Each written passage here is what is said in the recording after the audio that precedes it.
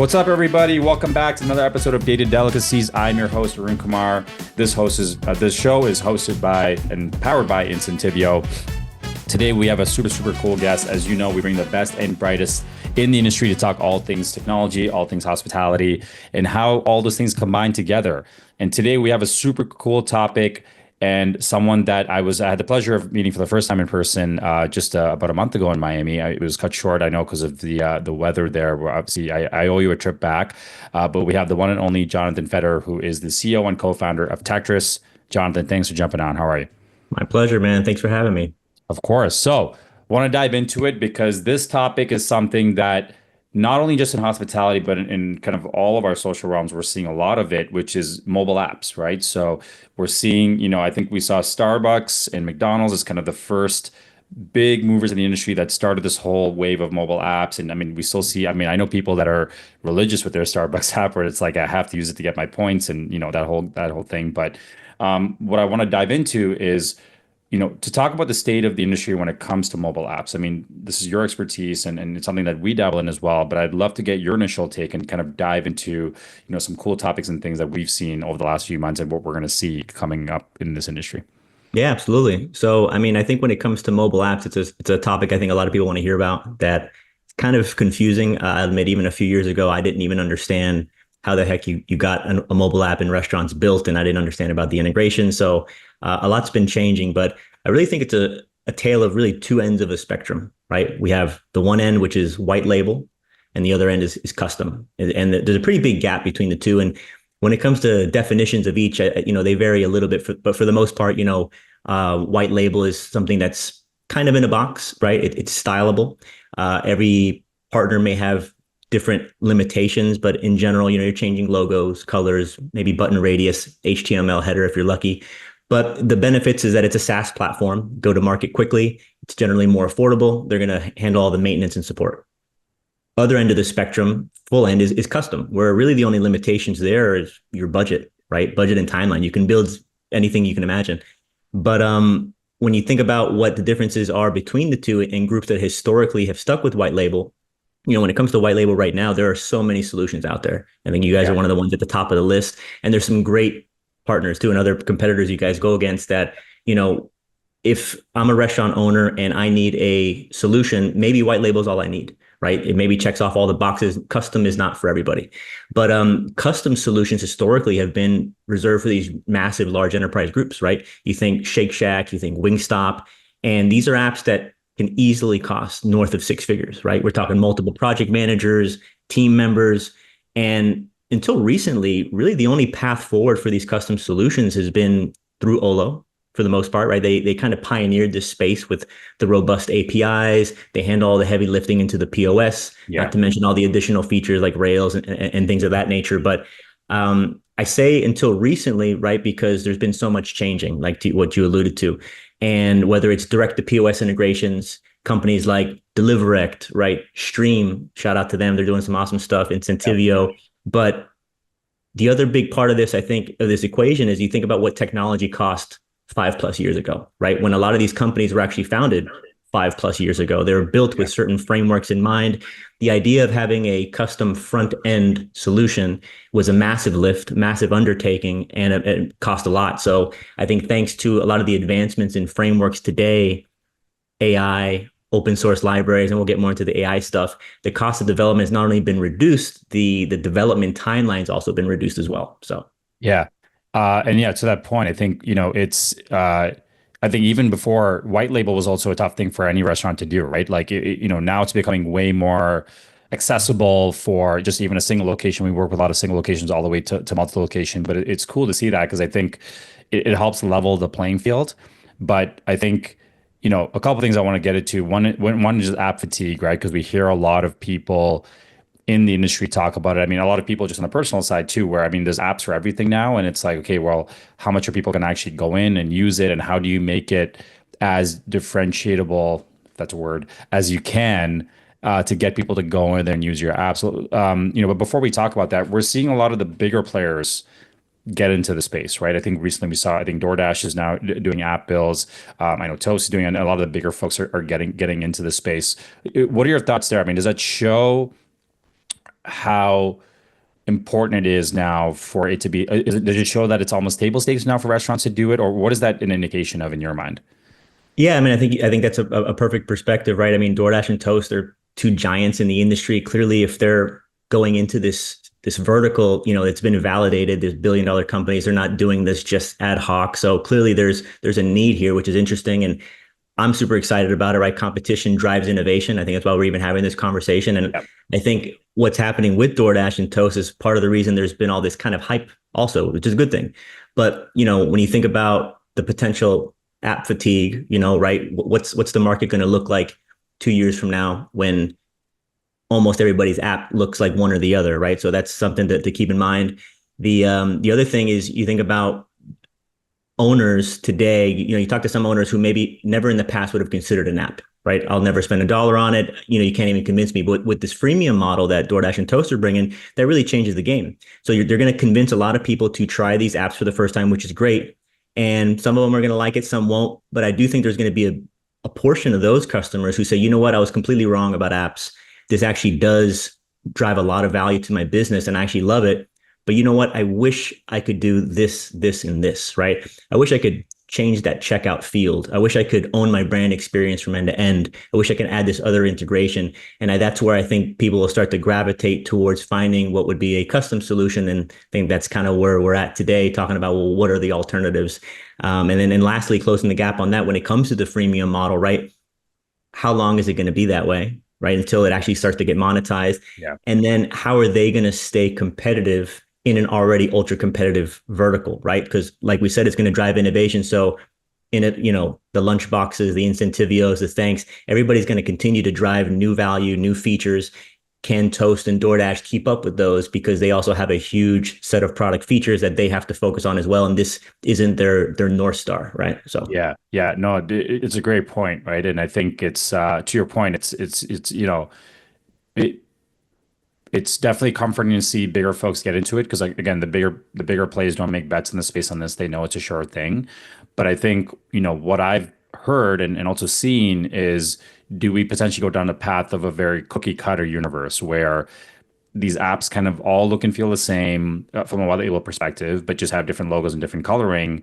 And is the consumer drawn in enough to actually use these things and download it and make it a part of their routine when they're going to said restaurant, right? Which I think ties into this whole concept of app fatigue.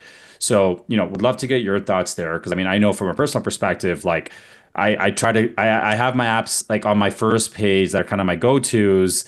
Anything swiping over is kind of like less and less. And like, h- how do you, what are your thoughts on app fatigue and how do you think that maybe evolves over time with innovation?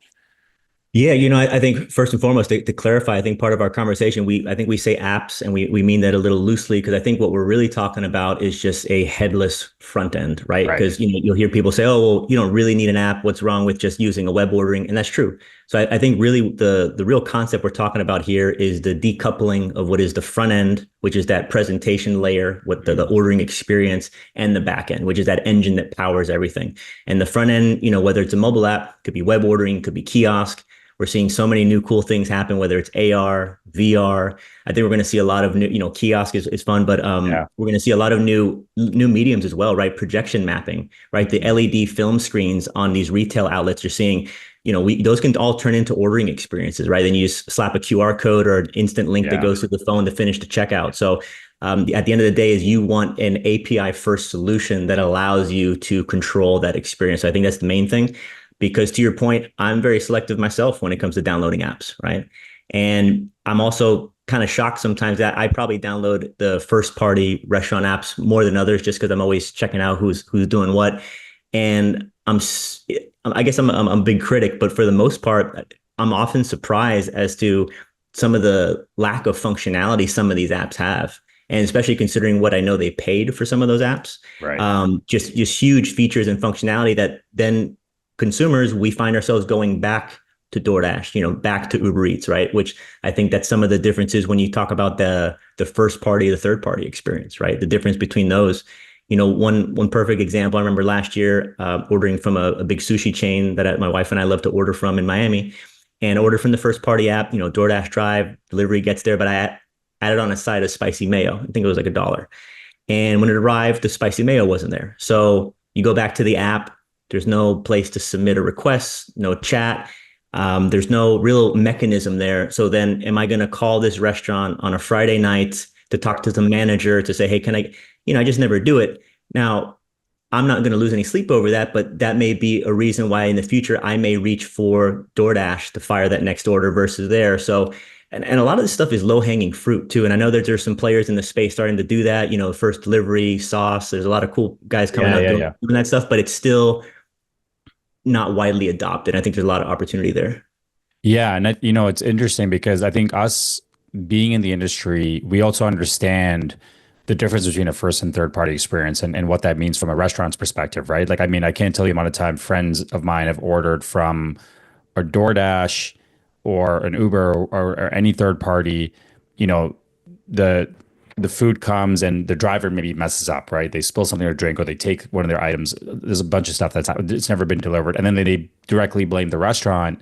When a lot of times that the restaurant has, like, they prepare the food, but then the third party's coming and taking it, and there's like that disconnect. And then unfortunately from the restaurant's perspective, like from the restaurant side, that they're losing a customer because my friend is like, well, I'm not going to order from this place again. They screwed up my order. But it's like a lot of time it's not on them, which, it's a tough experience, but because we know it, we kind of understand like where those lines are drawn. But what, the piece I want to pick on, which you brought up, is this whole front end experience, right? Which again, it's not just apps, it's online ordering. We're seeing a lot of places now, offer really cool things. I mean, voice AI is another one we're seeing a lot of, in drive-throughs, and then even the kiosk thing. I remember even a lot of the bigger brands now, they almost drive you towards a kiosk and they have way less people at the front. Do you see that? I mean, how do you see some of the smaller players being able to try and adopt it to that sense, or do they have to rely on some other sort of means from a more of a UX experience to try and catch up with some of the bigger players? I mean, I think that brings up, a great point. That's kind of stuff that, we're trying to solve ourselves, is that sometimes the request, and every restaurant owner is different, right? I spoke to it when we met at that Toast event. I was talking to an owner who was ranting to me about his pain point was that he can't get the custom loader, the little loading icon, something so small and simple, but the partner he was using wouldn't support that. For him, that's something that's a very big deal. Sometimes it's as simple as, I used to hear this, when I used to, when I was with Bbot, I want to just change this one checkout field. And something so simple like, hey, are you celebrating anything special? Can I do that? And not every partner can do that, because that's the limitations of being in a box, right? Right. So the alternative is what? Dropping a mortgage and spending this absurd amount of money. There hasn't been an alternative really yet. And I think that's the idea, that where we're going, and with technology evolving as quickly as it is, I think there's a lot of opportunity for owners to really take back ownership of their ordering experience. Think about RFPs today, right? I'm a group. I'm going to start looking at an ordering provider, whether it's point of sale or, Incentivio versus X, Y, and Z. And I have my list of everything that's important to our business. Part of that is going to be the UI UX, right? And then sometimes you're stuck in this predicament where, okay, these guys in group A have all the feature set we need and all the robust functionality, but boy, that front end is, very lacking, right? This is like, I can't present this to my guests. Whereas the other guys are kind of in the vaporware category, right? Where it looks spectacular, but underneath it, boy, the integration to their point of sale doesn't really work the way they say it does. Right. By owning your front end, you can level that, right? Level the playing field. And now you're owning your experience. So now you're choosing just what's best for your business. Not to mention, as the years progress, let's say you do want to change ordering providers. Imagine not having that disruption in the front end to where your consumers, they never even see the difference. You plugged in provider A, and then 3 years later, you plug in provider B. And I think that's really powerful. And you can obviously continue to iterate on your front end and make sure it's staying up to date and modern, but it's yours. It's not powered by another company. You own that experience. So I think we're going to see a lot more of that. And I think part of that also is because of, as consumers, our expectations are evolving so quickly, right? Every single app we jump into today, whether it's Amazon, Uber Eats, the Netflix, everything's hyper personalized. And if I'm a restaurant owner who's also a consumer, I have those expectations now. So then when I ask my ordering provider if I can make that customization and they say no, or hey, we'll send it to the product team and we'll let you know, you kind of scratch your head because you feel like it's not a big ask like everybody else. Why can't we do that? you know? So the tech companies in the restaurants right now, I feel like aren't keeping up fast enough with some of this innovation. Right. And I don't think they'll ever going to be able to, because that you have to be agile and nimble enough to make these quick changes. And that's where I think some of these API first solutions allow you to capitalize on that. Yeah, no, you brought up a lot of great points. I think the one that, I can resonate for sure is that our expectations on technology now are so high, right? Like if we, I think, the highlight of last week was, the Tyson Jake Paul fight buffering on Netflix. That was like the biggest, that was bigger news than the fight itself, which was not even really a fight. But we're so used to everything just being working and being seamless and any sense of buffering, we're like, okay, this is unfortunate. And I think to your point now, restaurants don't have to choose between either having a great integration or having a great front end. They can get the best of both worlds. And I think the other piece too is brand consistency, right? They don't want to have to lose that because again, as consumers, we're used to this certain look and feel of a brand. All of a sudden it changes and it's not necessarily a brand change. It's just a different UI. You're kind of like, oh, this is not what I'm used to. Am I going to still use this, right? Because I think we're so used to that kind of like convenience and ease of use where if anything small thing throws us off, again, we become such picky consumers now. It's like, I'm going to go maybe look elsewhere. And that could be a loss of a customer and that could be loss of revenue, which is essentially the name of the game for all these folks. Yeah, no, 100%. And at the end of the day, with, like I mentioned before, these advancements in tech, you know, our expectations aren't going anywhere, and we say, why can't we get this done now? You know, Right. I mean, look at what Shopify has been doing for how many years now. I can just log on Shopify, create an account, pick my domain, have the menu built out, and I could be transacting in a matter of an hour. But with a restaurant, there's the onboarding time, the integration sync, got to connect the loyalty, connect the payment. I mean, it's weeks, if not months sometimes.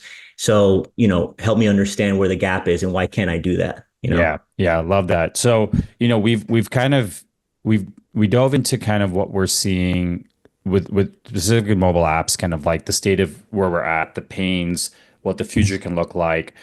I'd love for you to share the Techtris story, all right? Let's talk about Techtris. Let's talk about why you came to be and what you're trying to solve based on all the stuff that we're talking about right now. Yeah, for sure. So, I mean, I think we were kind of getting to that point where is where's that solution that fits right in the middle of that Yeah. huge spectrum we spoke about in the middle, you know, where can we take the best of both worlds, right? Give me the stability, the speed to market and scalability of white label, right? And then give me all of the customization of the front end, but at the cost of what would be a templated app, right? Why isn't anybody doing that? And at the end, that's kind of how we wanted to position ourselves. So, I mean, the idea kind of first came to light back in my Bebot days. You know, shout out to Steve Simone. You know, he was helping me understand, you know, what Olo even was and how that worked. And I kind of had the light bulb moment. So I mentioned to my partner James, a co-founder, you know, this is interesting. You know, we should think about building into this. And I mean, these apps don't even cost that much anymore. Like, why? Yeah. How can somebody justify what these costs are? And you know, anybody can build a custom app. You know, it's not rocket science, but and as passionate as we are about what we do, and obviously, you know, I worked in restaurants for 15 plus years, so I come from a perspective of as an operator what works, but it's not. We're not curing cancer here. You know, this is an app that's for placing food orders. You know, and like I said, I love what we're doing, but there's just no way we can justify these apps costing north of six figures anymore. They just don't cost that. Yeah. And restaurants are still continuing to pay it. And that's great. But who, for the other groups, the mom and pops are the ones who are growing from SMB into mid-market or from mid-market up to what would be enterprise, you know, there hasn't been anybody servicing that. So, you know, I think our first big milestone was, you know, becoming an Olo agency partner, you know, so shout out to them, really kind of validating our existence, which we told them that idea and they're like, yeah, this makes perfect sense. And, you know, since then we've been in this hyper stealth build mode, you know, really focusing on our back end to really make it a scalable product, right? Back end with instant APIs, data automations, you know, anything you can imagine. And then all our pre-built integrations to all of our partners, in addition to our menu management layer. As we know, every integration is different. Everybody has different data schema. So we need to have a translation layer to basically make it agnostic for our system to power our front ends. So, you know, since then we've now built to, you know, Olo, Otter, DeliverEct. We just finished our direct toast integration, which is awesome. Spend Go on the loyalty side, first delivery. So really cool stuff. But I think secretly we're super excited about what we have in store with you guys, coming out here in Q1, uh, Incentivio powered, but a fully blown custom app. I think the industry is going to be buzzing when they see that. It's really going to change the game. And what I'm excited to is back to the competition part earlier on. This is going to Yeah. create people who have to respond to that, right? And they're going to say, "Wow, Incentivio is doing this." Now, I think that there's going to be a lot of competitors who are going to be a little behind because they're just haven't seen this as a priority. And, kudos to you guys because you saw that from the beginning. We're not going to sit around waiting for Toast and DoorDash to eat your lunch money and saying, "Hey, we're going to innovate and we're going to stay ahead of the game." So really excited about that. But yeah, at the end of the day, our unofficial model, we just really want to build cool shit. Yeah. Really cool use cases. We Love found some that. awesome restaurant owners who are early adopters who want to work with us to really perfect the product, build something unique for their business, and allow us to help them solve for a business need, whether it's a particular banking integration, a particular AI integration, whatever it is that they need done that another existing partner can't do, and they can't afford to pay what everybody else is charging. We're filling that gap, and I think we're going to see more of that coming up really soon. Yeah, no, I mean the story's been amazing, and I'm glad that we're partnering. We've been chatting about this stuff, and there's only so much we can share. There's a lot of other cool stuff that we're working on behind the scenes, but I'm excited. I'm excited for everyone to kind of get a glimpse of that and be able to kind of go nuts with our customers on it. I want to go back to something you brought up, right? So this whole customer versus white label, and you see a lot of brands spending, over six figures. Is that because they are almost getting caught up in this allure of like, hey, custom is for sure going to cost more. It's the only way for me to differentiate. And these agencies or whoever it is that's quoting these prices are almost taking advantage of that and saying, hey, yeah, like it's going to cost this much if you truly want custom to set yourself apart. Yeah, I mean, I think that's definitely a big part of it. I think another big part of it is that if I'm one of those large agencies, I don't have to build the tech with a long-term scalability in mind Mm, necessarily, right? I'm building this as a one-off, just straight development agency model. Whereas, in the contrary, what we've been doing, we've been building to scale, right? The time I spent at Bebot, then subsequently at DoorDash, really learning how to ship product and right. build something for the long-term vision. Anybody can build an app, a single app, and charge anything to build the front end, back end, all the server management and the DevOps. But can you build 15 apps a month? Right. And that's, where we're trying to get to. Can you get it to the point where you're shipping out design, development, all those handoffs in that? That's the real bottleneck. Right. And I think with the tools like AI, what's happening now is really helping accelerate all that. But I don't think there's been an incentive for any of the other companies to do it until now, Mm, because at the end of the day, the market's been set at this rate. This is what it costs. We're not looking at it from we need to move downstream to compete. These groups clearly have the budget for this. We have a model that works. Let's not reinvent the wheel. And I think that's usually what happens sometimes when some of the big players get kind of content. That's when these kind of smaller guys come in with innovation and find ways to deliver a better product at a better value. Right. yeah, yeah, yeah. What's one of the most unique asks that's been brought to you from a customer where it's like, hey, we want this in our app, and you're like, holy crap, this is cool, but like we haven't seen this before. So we've worked on a couple cool ones. So for one, we have this one group, Three Pepper Burrito. We have their app coming out soon, a direct toast integration. They said they had a lot of customers when they would go in. They're a fast casual, former Moe's guys, make these badass burritos in Southwest Florida. And a lot of their customers, he said, would save their calories. Like they have their macros set for the day. Ah, And they wanted the ability to actually track all that, right? So now in the app, as you're adding all the items and the modifiers, there's this little floating action button that's not only keeping track of it all. At the end, you can actually export it into a PDF or send it or keep oh, it. cool. So, being able to keep track of that. Another cool one we're doing right now with this customer over in Belize, obviously lack of options when it comes to not only payment integrations, but things like delivery. They don't have postal codes. So this is where the first delivery guys came in, and we're able to send them the latitude and longitude. So for the delivery, we have this cool little pin mapper, just like, you're hailing a ride through Uber, so you can drop a pin in the middle of a field and you're going to get that food delivered there. Or one of the other ones for one of these pizza groups we did, they wanted this when the customer first downloads the app and first opens it, they wanted this kind of spin wheel kind of to pop up. And obviously we had to make a pizza. Yeah. And then depending on what slice it lands on, it would unveil this kind of discount. And part of the cool thing here is, there was this back and forth on whether or not it's going to be a direct integration to the loyalty provider where they have to write the reward every time. Or we said, well, why don't we keep it simple? Olo can give us a bunch of promo codes. We can put them in our back end and it'll just display new codes and just deplete as it goes. So we were able to create a low tech solution, saved on the budget as well, and it delivers what the customers were looking for. So that's just a neat part when it's custom. There are literally no limitations. The app and honestly, sometimes talking to customers, they don't even understand that. They still kind of think that it's still in a box. And I'm like, look, there's no limitations here. We can make this do and say anything you want. It's your app. We want you to feel like it's in your app. Actually, what's different with us too, at the end of an engagement with us, they actually own the front end.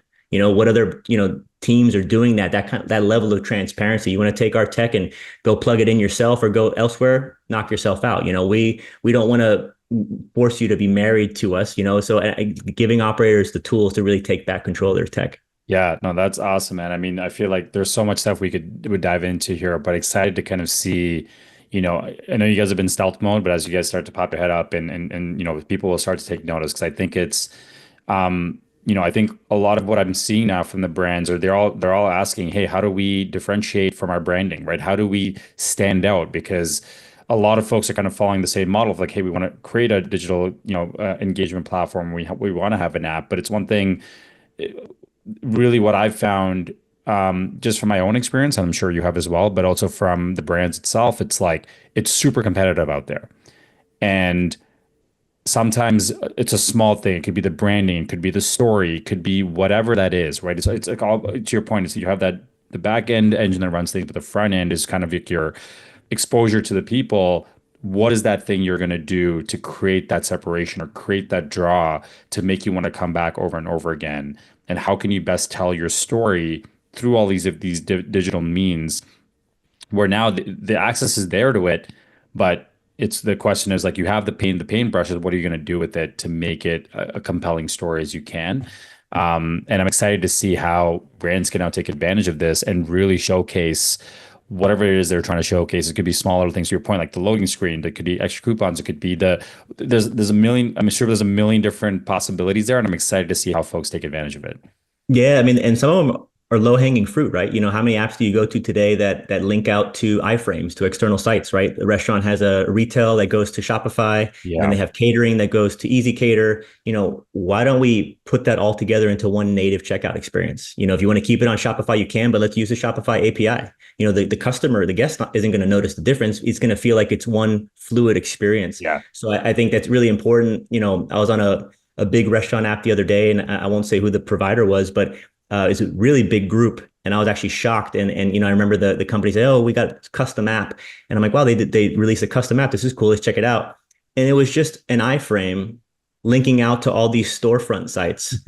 And, storefront's an awesome product, but it's just, that's not a custom app because then it's yeah. iframed. And then I got to log in within the iframe. And, I just imagine like my mom or my dad doing that themselves and not understanding what the hell is going on. Ex- Or, how many apps today, even on the first party side, that still today don't have Apple Pay, right? Oh my Yeah. God, let me, ask my wife to grab my wallet. I got to punch in this card. This sucks. Another reason maybe I'll order from Uber Eats next time, and I think we've become so spoiled, but that's just because our expectations keep going up, so. Yeah, and I mean, man, I couldn't agree more because I think speed to checkout is a big one now, right? Like, I've been on, sometimes I'll be on my couch and looking at stuff and I'm like, hey, I want to order this thing. And it's like, sometimes it's Apple Pay, double click, boom, done, ship all the information. The other one's like, oh, manually enter your information. And I'm like, well, shit, my wallet's upstairs. I'm down here. Maybe I'll do it later. And a lot of times I just don't end up doing it, right? And then that's the difference in me having purchased that thing versus not. I mean, it's a very lazy excuse. I'm not saying it's not, but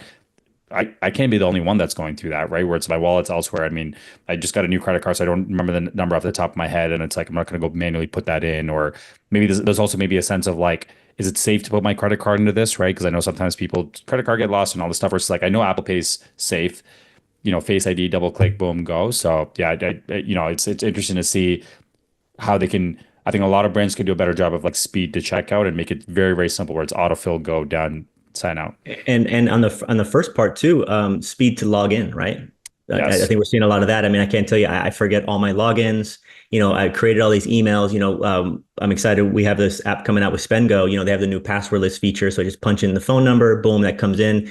Man, I don't know how I lived without that before, right? It just makes things so much easier. I don't have Yes. to remember logins. And even though most of these apps you hit remember my biometric or remember me, somehow it still logs you out and you find Every yourself time. resetting your password all the time. And it's like, I just want to place the order for this pizza. We're starving, so. Yeah, yeah. No, love it, man. I mean, you shared a lot of awesome stuff here on the mobile app side, and I feel like we could dive so much in. I'm sure the listeners probably have a ton of questions too. But what I kind of want to end with here is if we take a step back, you obviously have your ear to the ground. I mean, you've been at great companies like Bebot, DoorDash, and now Techtris, and you obviously have a sense of kind of what's going on, in the space. What are some of the cool technology you're seeing that are going to take center stage as we go into the next year or two, or especially going into 2025, that people should have their eyes on, or something that excites you personally?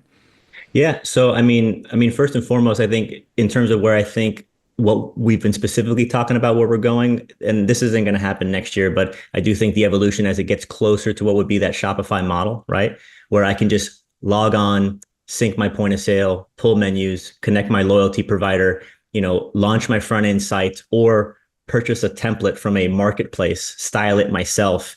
And I do think we're going to start to get there. And that's stuff that, we're trying to get to as well. I think that's I don't know why we don't have that yet, right? So I think just making it easier. You think about Shopify and how much they've been growing, and it's just I think a lot of those expectations are there. Obviously, the easy answer is AI, right? Everybody says AI, and there's a million applications there.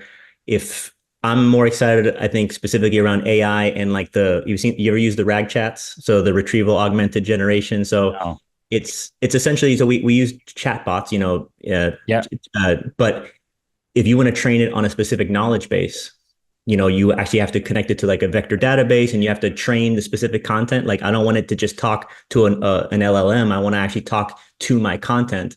Now, some of these providers let you do it. You can create a GPT, you can create some of these things that make it easier. But I think training these models on your data, I think is definitely going to be the future, right? And how you ship that data from where it lives into these vector databases or how that moves. I think that kind of relates to this API first type of solution to where you have quick access, the democratization of your data.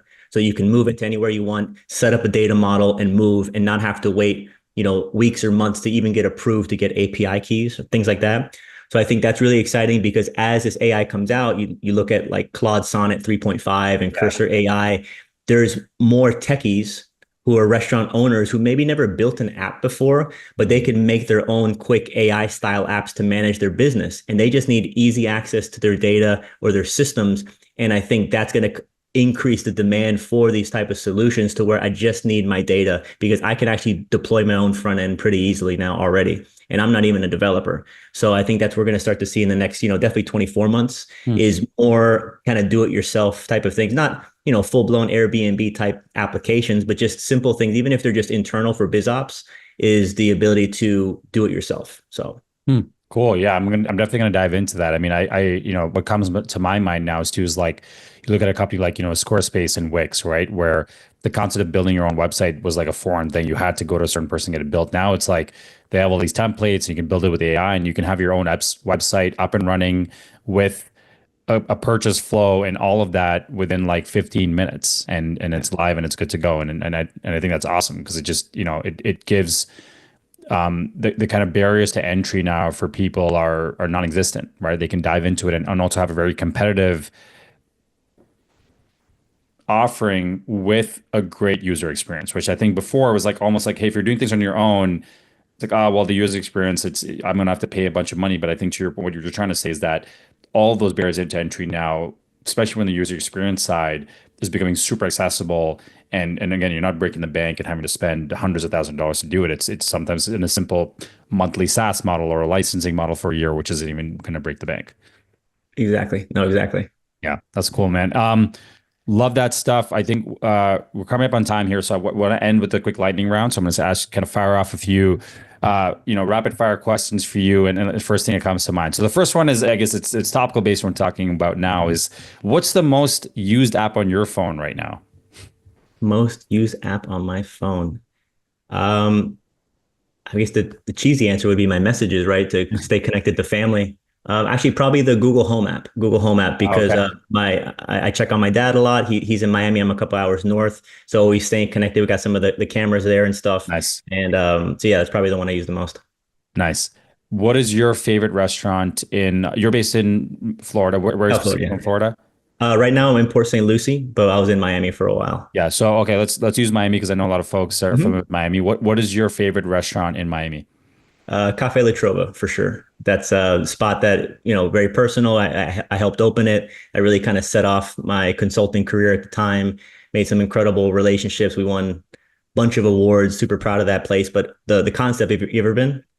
I actually was on my list last when I was down last time, but because of the rain, I had to go back home. But it's very high. I've It's heard a lot of people. really, really, really cool. I mean, I think they're, the top 50 bars in the world, but the venue is badass, right? It's like it's 1950s pre-Fidel Castro, like Santiago, Cuba. They got the live trova musicians, they got the band in the back. They have this 305 80s bar. Mm, It's an experience. The Julio Cabrera, one of the most famous bartenders in the world, and then Michelle Bernstein, who's obviously a legend herself. So the food's spectacular. yeah. It's probably the one place if you ever want to bring somebody and you're in Miami, you want to get that Miami feel. That's the best place. It's on Calle Ocho, like going towards Brickell. That place is amazing. Yeah, I'm so bummed. It was like the one thing I wanted to do more than anything when I was in Miami, but obviously I had to get out of there because of the weather. But high on the list. So next time I'll definitely have to make that trip. In your opinion, what's the best food city in the world? Food city in the world. Wow. I mean, I guess I would have to say I have to go with Miami. I mean, my time there, the one of the best things about being in Miami, especially using like DoorDash or Uber Eats, man, the food selection is out of control, right? So it just anything you can imagine, it's there at your fingertips almost 24 hours a day, Yeah. So I know there's a lot of other amazing food cities out there and, but in terms of just my personal experience and getting to use it and be there a lot, the whether it's nightlife, cocktail bars, the cuisine, just really excited. And it's growing a lot. Obviously, Michelin just came down there as well. Okay. Michelle Bernstein's actually opening a new restaurant here soon. My shout out to my brother. He's over at the team there. So Oh, really nice. cool stuff. Yeah. Nice. What's your current favorite cocktail of choice? Old fashioned. Nice. Do you have Yeah. do you do it like so I've seen a lot of places do a lot of cool variations on it. Do you just go with the classic? If I see a variation on a menu, I definitely go for it. Yeah. I like to try the different takes on it for sure. Yeah. Nice. Nice. Yeah, Yeah. same. I'm a big old fashioned guy. I mean, I love the smoky ones.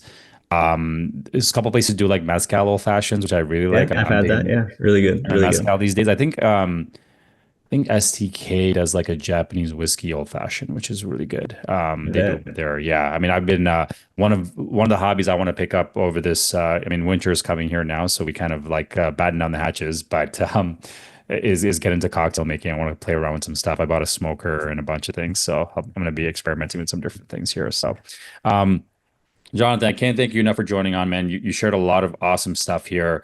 I feel like we could have gone hours talking about this, and I know we can geek out about a lot of this stuff. But before we sign off here, any last parting thoughts you want to share with the audience? No, I mean, I think we definitely could have gone on for hours. If anybody else wants to geek out and let me rant for a while or talk more about this, I'm obviously super passionate about it. But if anybody has unique use cases or things we are going to unpack, happy to connect. So Love it. And if folks do want to connect with you, what's the best way for them to do that? I'd say LinkedIn, super easy. You go to our website, techtris.dev, submit a form there. But, Jonathan at techtris.dev, happy to connect. Awesome. Well, love it, man. You shared a lot of cool stuff. I mean, just to kind of quickly recap, we talked about the state of the industry of mobile apps, this difference between white label and custom. I think that, explaining that definition was super helpful, even for me, right? Just to understand kind of the nuances around it, what that means. We talked about app fatigue. And again, it's not just about mobile apps, it's that front end experience, right? And how do you decouple it and how important that is, but more importantly, how accessible it can be now for brands, and they don't have to feel scared by this concept of custom. It's way more accessible now, and the things they can do with it is, really the sky's the limit. And you shared some cool examples, and I'm excited to see how brands take advantage of this as they, it's a very competitive space, But I think, as we go into next year, I think overall economy, everything's looking up. So I'm excited to see how brands can scale and do a lot of cool things and be creative, because I think a lot of brands have a lot of really creative stories. And to your point, a lot of creative brick and mortar locations. And how do they now expand that experience out into the digital, which I think is, kind of the name of the game today. So, Jonathan, appreciate you again. Thanks for jumping on. This is another episode of Dated Delicacies. I'm your host, Arun. We are still looking for people to jump on the pod. Pod launches every Wednesday. Reach out to me directly at arunandtatibia.com or find us on socials. Happy to have you on. In the meantime, peace.